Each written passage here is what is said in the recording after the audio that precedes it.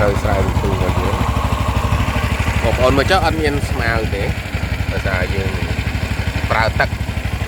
ជំនួសថ្នាំពុលថ្នាំសម្រាប់ស្មៅបងប្អូនមកចុះអញ្ចឹង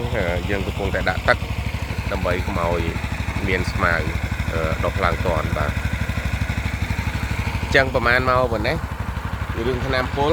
គឺយើងកាត់ផ្ដាច់ចោលបានណាថ្នាំស្មៅហើយប្រភេទស្រូវសន្ទូងក៏មិនងាយមានជំងឺ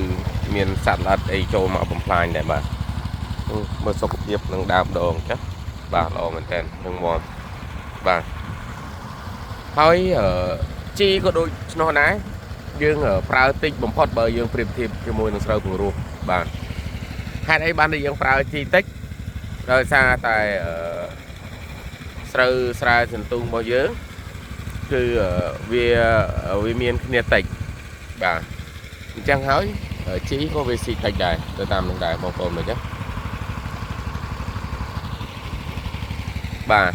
អញ្ចឹងដើម្បីកាត់បន្ថយនៃការប្រើប្រាស់ថ្នាំពុលនិងជីគីមីមានតែវិធីសាស្ត្រធ្វើស្រែស្រូវសន្ទូងនេះទេគឺយើងចំណាយតិចមែនតើបាទបើប្រៀបធៀបជាមួយស្រូវពង្រោះប៉ុន្តែយើងទទួលបានទិន្នផលខ្ពស់បាទជាទូទៅយើងអាចទទួលបានក្នុងចន្លោះពី6ទៅ8តោនក្នុងហិកតាក្នុងនោះផងដែរយើងអាចកាត់បន្ថយ